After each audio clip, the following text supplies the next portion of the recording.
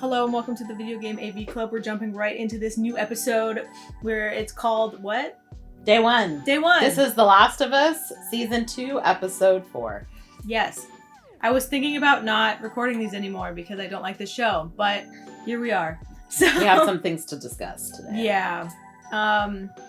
We did stay for the next week's scenes and the behind the scenes. Yeah. Last week's episode was not called Every Sunday. Apparently that was a placement. That was a mix-up with Max. Yeah, because even today when we watched it, there was no title. It just said Episode 4. And then by the time we watched all the extra crap, we had to go back into Max to find out what the title was. And it's Day One. It's not even on IMDb. Is not even updated with your boy Josh Peck's appearance. He's not listed yet, but I'm sure he'll be listed tomorrow. We start out with the backstory of Isaac. I almost called him Malcolm. Oh, it's Fedra. So there's a bunch of total loser a-holes in the back of a truck. And they made a jizz joke. I don't know. I wasn't paying attention. It was... Boys love talking about their jizz. It's... So this guy, Josh Peck from Drake and Josh, is telling... Or How I Met Your Mother. That's the only other time I've seen him, actually. Oh, How I Met Your Mother. Yeah, he's Father. He's the kid on the couch in How I Met Your Mother. That's not true at all. That's a Bob different kid. Saget. That's a different kid. And How I Met Your Father. That's not Josh Peck. Yeah, it was. No, it's not. All it's the kid from Wizards of Waverly Place. Oh, you're right. Dang it, they look the same. No, they don't. I feel like they do. I don't know. You didn't grow up with them. You don't understand. I did not. They are not my era. But yeah, Druckmann. Even though Druckmann's in the behind the scenes stuff, Craig is the writer. He's not the director though. We have a female director. Her name is Kate Herron, and she said she's a big fan of the game. And I do have to say, shout out to the set department because the sets are the best part of this game. The show. Because they look exactly like exactly like the game except smaller. Yeah. Which makes a lot of sense. We were joking how they don't have to pay Pedro Pascal anymore to be on this show, so they can afford 500 plus extras and multiple fun sets because he's probably $1 billion actor.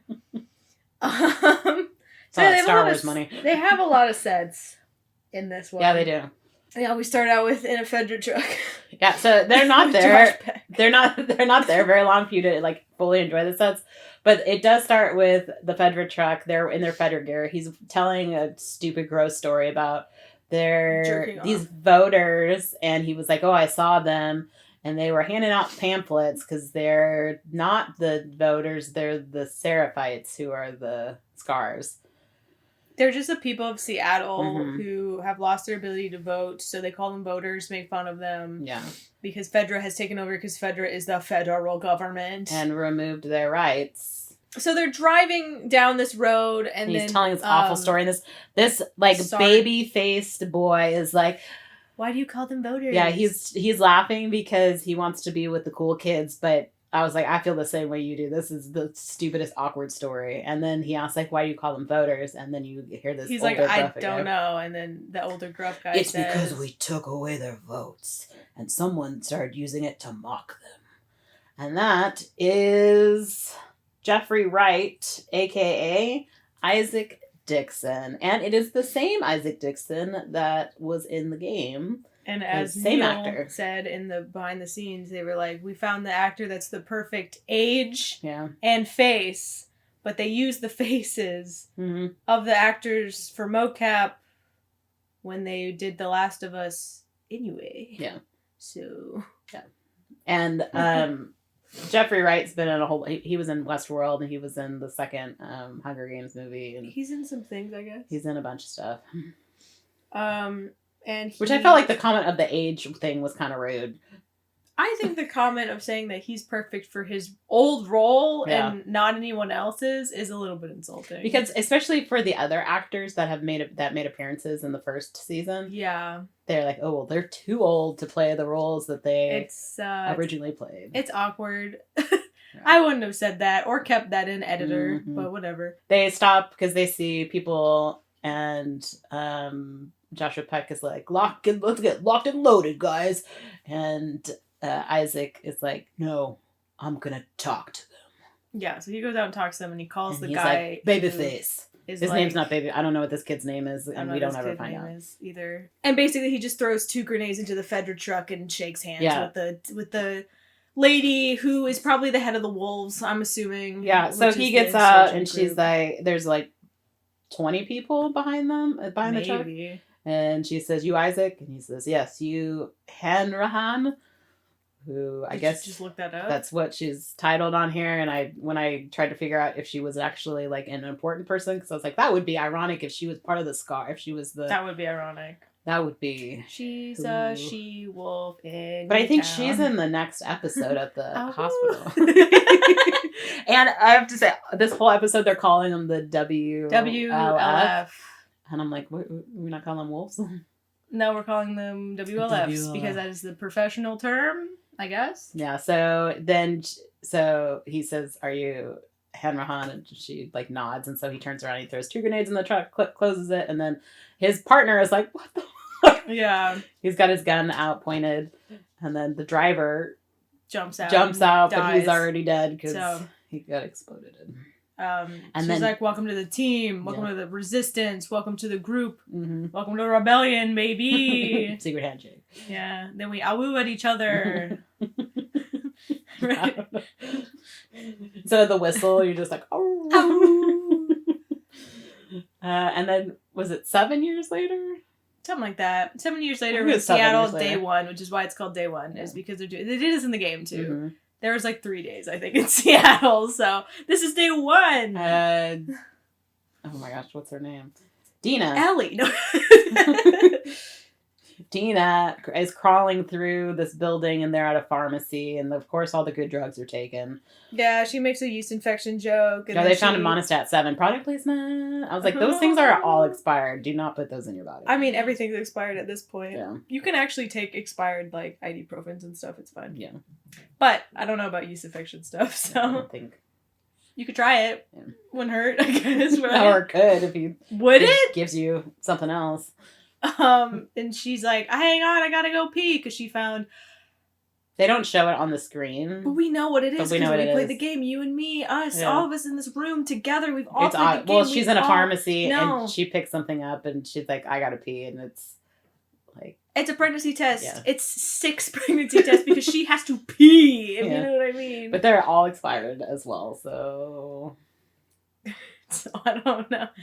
She did her best, I guess. Yeah, she knows what that'll come up later when she'll show the pee sticks. The pee stick. Maybe not handle other people's pee sticks. She kept them, which is funny. She just to prove her point, I guess. All freaking 6 of them. Well, you also have to wait.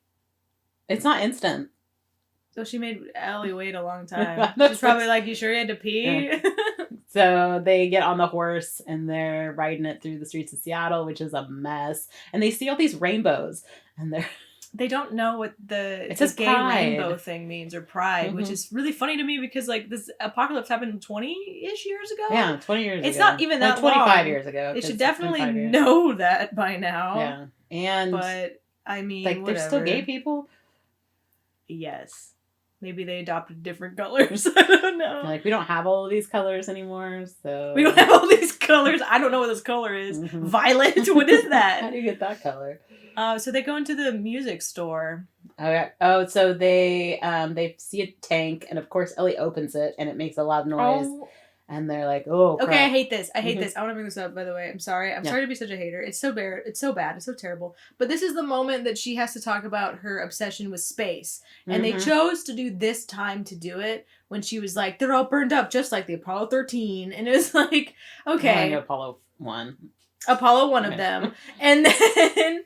and she names all three of them. And I know because this game, she wasn't really a big space head in the first game or the first TV show. Yeah. She like recently became a space head for the purpose of part 2. The scene with them in the museum is like my favorite scene. And that's the moment that you realize she's a space head. So they're trying to get ahead of that scene. I guarantee it. Trying to get ahead of it.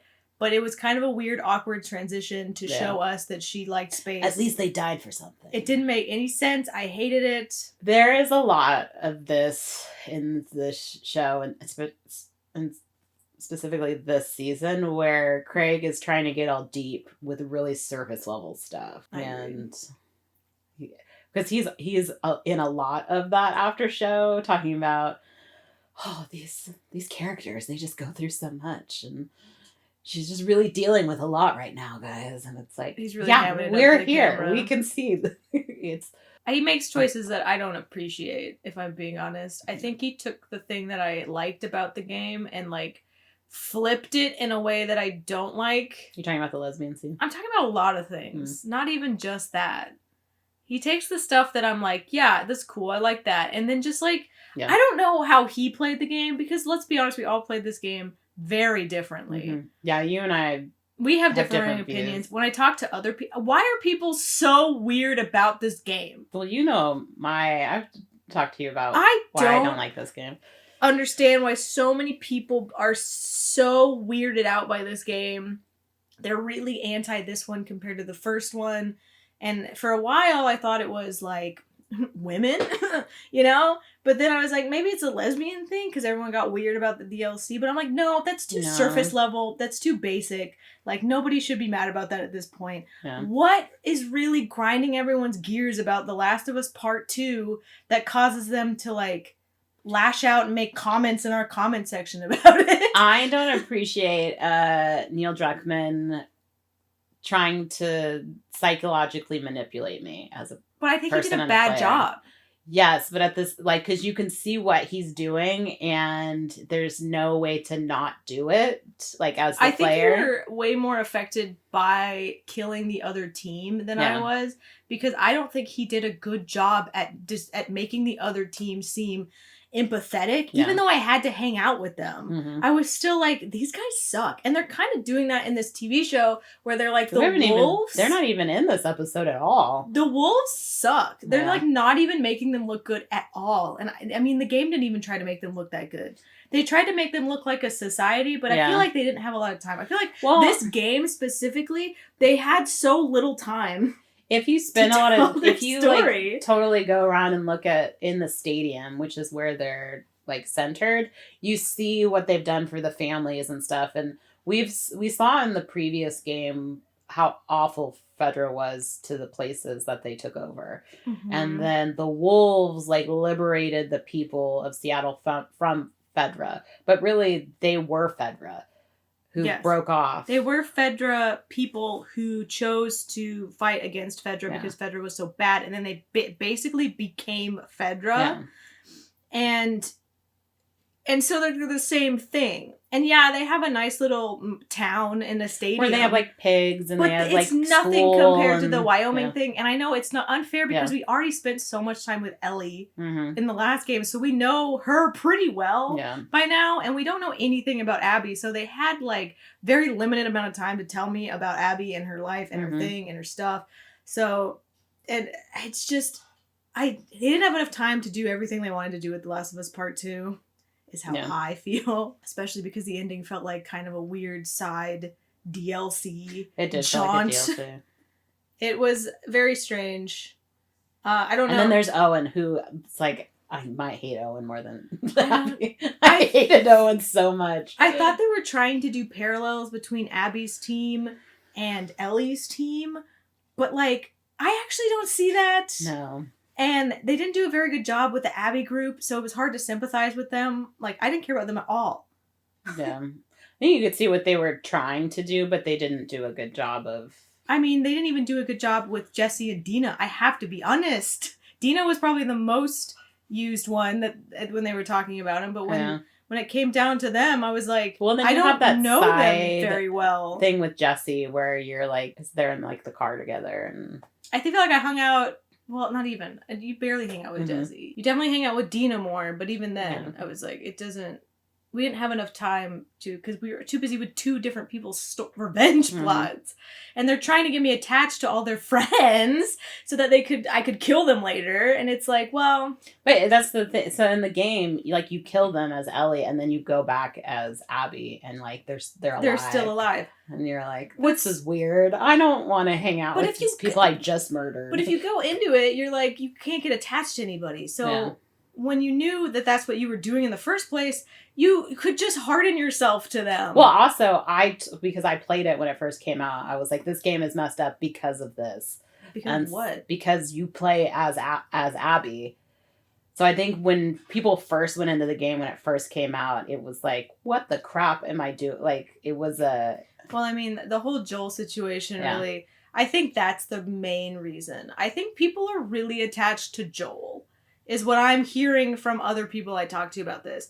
And when he kicked the bucket really aggressively, and people are like, well, if I'm not playing as Joel, this game sucks and I hate it. Yeah. And it's like, well, you are avenging Joel in a way, but then you don't even get to do that. I mean, you do kill all of your friends. You don't get to avenge Joel. And I think that was a missed opportunity. Because I think Druckmann, at the end of the game, tried to teach you a lesson, it's a lesson that every revenge story tries to teach you, and it sucks. Yeah. Because I was like, this is going to be the one. This one's so gritty. And again, it's all about choices. This one's so gritty and gross that consequences of your choices. It's gonna be like, just do it.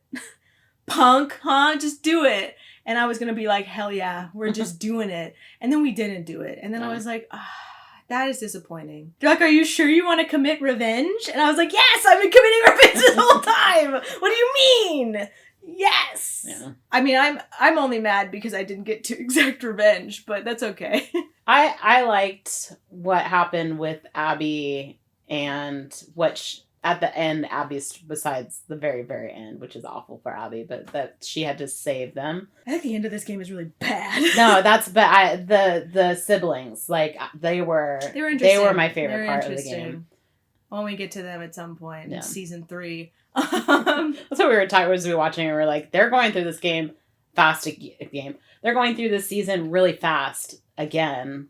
Mm-hmm, mm-hmm. So this is supposed to cover 2 seasons. So I'm wondering if we see Abby's story season 3. Yeah, probably. I think that's where this is going. And then we get more of the Scars. But we see Scars next episode too, or the Seraphites. So yeah, she makes those weird jokes, and then they made a lot of noise, and so they decide they see the tower that has WLF on it, and so they're like, oh, that's where they are. And Dina's like, Ellie, we can't just charge in the middle of a frickin' street on a horse. Like, they're in a large tower. Big sign. They're gonna want us to show up there. They're gonna be able to see us, so we're gonna have to sneak in at night. So we gotta find a place for this horse, and so they go to the music room, which is a side quest that you don't have to go to. No, I totally thought you had to do that. No, you walk by and they say something about it. I think if you are collecting, if you want to collect everything in the game, then yes, you should go in there. Mm-hmm. But it is an optional quest. So you walk in the music shop and they're like, yeah, we should be really quiet. And then Dina starts playing the drums really loud. Mm-hmm. And then Ellie goes upstairs and finds a guitar that's fine. Yeah, Dina's like, yell if you are in danger. And Ellie's like, that's the plan. Mm-hmm. Yeah, she finds a guitar and tunes it. It's a big guitar. And then she plays the Aha Take On Me.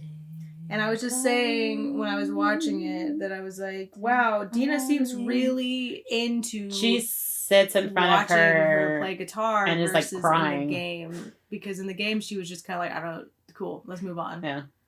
But she was crying and being like, Joel taught you so well. He's like, yeah, he did. So then we leave the music shop. Mm-hmm. They made sure in that they had that moment, which, it's a nice moment. It's a good screenshotable moment, I think. And they told us that Ellie, which is Bella Ramsey, learned to play it on guitar. You don't have to know the actors. Well, so we know Ellie plays it, but Bella Ramsey learned it so that she could play it. She's saying she actually did a pretty good job. She did a pretty good job. Yeah, and that's it. That's I got worried about that. So we're moving on to the news station. Yeah. So they see the windows open. I think before that though, do we torture? So we're gonna do the torture scene next. It's so obvious this guy's about to torture this guy. He lights a stove. There's pots above it, and there's knives next to it, and he's got... What I always wanted before the apocalypse was these pots, because they're really cool. They're French and they're copper, but the handle's steel. And we waste so much episode time with him talking about this, and we're like, he's gonna torture somebody. This is an HBO show. Mm-hmm. All right, I know. And then we see a freaking naked Seraphite in the corner. Chained up to the wall. Chained up. He's super, super beat up. And he's about to put the pan on his hand. He's like, hands. I thought he was just gonna slap him with a pan. The Seraphite says, we walk with her, and My favorite line from this guy, which I was like, that's a good one, when he was like, every single day a wolf comes and turns into a Seraphite, but not a single Seraphite turns to become a wolf. And I was like, that's a good line. Because that pissed him off, because nobody wants to be a wolf because they suck. Yeah. Seraphites also suck. Not gonna lie. Seraphites suck. But they suck in a different way. The whole thing he's trying to get from the Seraphite, and he calls him a Scar, and then the guy says Seraphite, and he's like, you're planning something, we know you are, what's the next move? And so he tells him to put out his hand, he puts out his hand, and it burns the back of his hand, and then he gives more of a speech, and then he's like, oh, she's not here, she's not going to save you, and he turns around, and the guy has his second hand out. Yeah, they talk about the next, that they're like, oh, you broke the truce. No, you broke the truce. Yeah. No, you kill our kids. No, you kill our kids. Yeah. And then they go off about it, and then they just want to know when the next attack is specifically. But then when the Seraphite, who has a name... Malcolm. And he is played by Ryan Mason. And when he gives that, like, yeah, the wolves come to us, and we don't... That's a good line. Then Isaac knows that there's no getting through to him, so he just shoots him. And then we go to the guys. He just made him mad. Honestly, I think he just pissed him off. Then we go to the guy standing outside the door, and there was one guy that was like, dang, like... That's a little rough, dude. And the other guy was like, he deserved it. He's disgusting. Those Seraphites, ew. Yeah, and that guy is the guy that was with him when he murdered all the Fedra agents. It's hard to tell. Because he has hair now. He has hair. He's not wearing a helmet. I mean, I guess you can tell. He's got that baby face still. That's a nice way to put it. It's kind of the dopey face. Is that what you said? Yeah, I was trying to because I don't know how she could tell the difference. I'm a little face blind, so actors mean nothing to me. Those blue eyes, those baby blues. I was like, his eyes look a little weird, and he has wonky teeth, which is mean. You don't see his teeth. My immediate thing is to find things to like caricature about you. I'm like, all right, you got. Helps with face blindness, though. It does, but I definitely still have it because I'm like, I can't tell. Need my glasses. And then we go back to them at the broadcasting center. They have to climb up a window that's got a bunch of broken glass in it and to get inside, and they end up in the main broadcasting room. Oh no, they open one of the doors and they see a guy on the ground that has a bunch of arrows in him. Yeah, like really cheesy. Arrows. It's very funny. But he has a WLF shirt on, so they're like, all right, we're in the right Not spot. One of Abby's peoples, but someone we're... This is where we find out that the Seraphites hang and gut wolves, which I was waiting for that to happen because they made them look so innocent for so long. Yeah. And then no, they do this really weird ritualistic hanging / gutting thing. Yeah, their intestines are like fully down to the ground, and then in the after show, they're like, yeah, those are real actors that we hung on the set. Yeah, they hung stunt doubles because they wanted to make it realistic looking. Mm-hmm.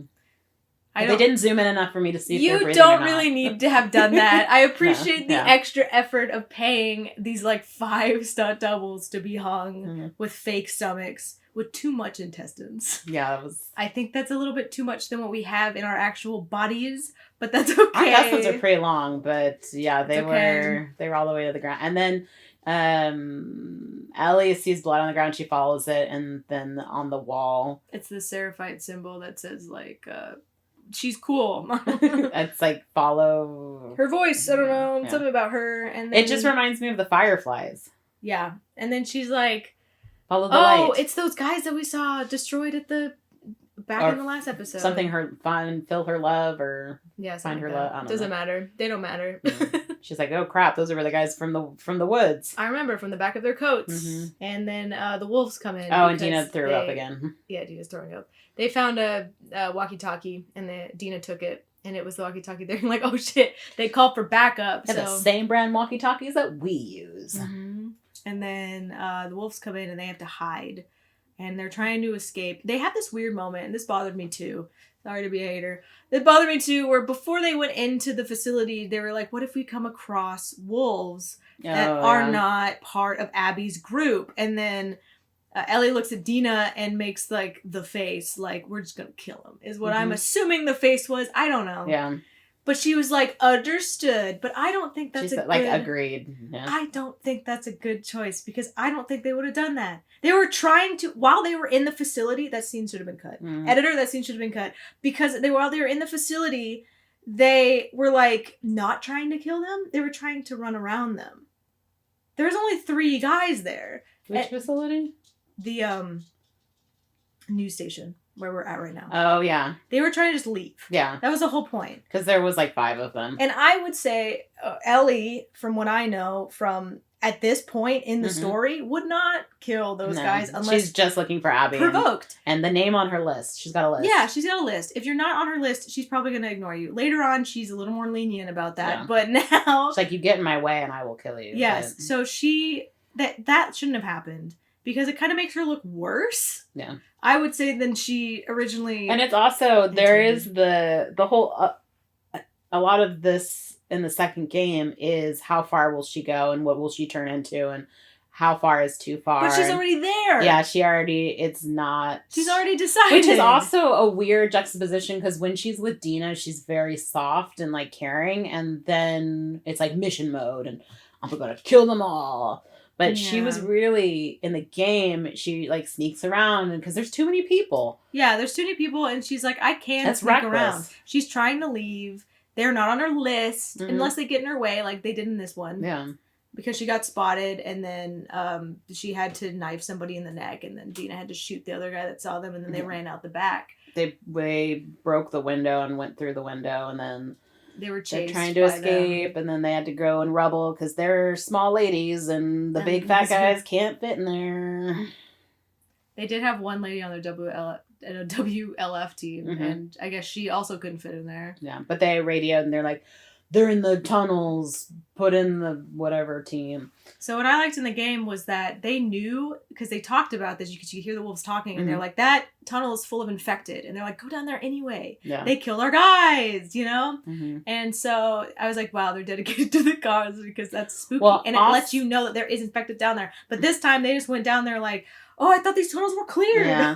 So they're also in the game, they're wearing the masks. Because they should be. Yeah. You're in a closed tunnel. They're totally ignoring that entire mechanic of their spores you wear mask. So they're going to reintroduce the spores next episode. But in this episode, we got this stupid fungus in the ground again. But yeah, they're hiding and because they see the people come with the flares and they're flaring everything. And one of their flares touches the floor fungus. And then they start hearing all these screams or these like... sounds and Dina counts 5. Yeah, I'm like, how are you even counting this? There's no way you can tell the difference between these girls. Girl was way off because it was there's like 500. And what's crazy is because in the game there's only like 10, maybe like 5, 10 actually, like, and they're all clickers pretty much because they should be because they are old. There was a lot of new infected people. There's a lot of new infected in there, and I was like, there should not be new infected in this tunnel. Also, I feel bad for whoever was playing the final clicker because you could definitely tell he cannot see anything in that makeup. But they did the WLF people just run away or did they all die? They all died. Okay. The flood of infected showed up and just overwhelmed them. And then Dina and Ellie went on top of the train and went into the train. And this is also the point where we're like, Dina, you just stop and stare at everything. Because she is looking back a lot. Yeah. She has to count how many there are. She gotta get that FaceTime with the camera. So they're trying to run through. They climb up and go into the train. And that's like kind of a bad idea. Yeah, there's a whole bunch of dead skeletons in there. And dead skeletons. Like they'd be alive skeletons. Imagine they're alive skeletons. That'd be fun. They're shooting at the infected, breaking through the windows. They definitely don't have that many bullets in their gun, and none of them are reloading. But like, this is a zombie apocalypse thing, so we're not here for realism. Remember that. Eventually Dina's like up and she opens up the hatch on the top and then of course Ellie has to... What's crazy to me is that we are compounded with a bunch of infected on the side of this train and we're going up. Yeah. They're not nowhere up else there. To go. Yeah, they're not. That would be... They're definitely also up they there. They would climb on each other. Yeah, they are already climbing on each other if you look out the freaking windows. But whatever, live your dreams. This isn't realistic. Because they have surrounded the full train. And also, so Dina like steps on Ellie's back to get up, and then she's like, "Give me your hand," and with one arm pulls Ellie up. Strong girl. I'm like, we do not have the upper body strength. That we needed Abby to do. Why did everyone else get this regimen?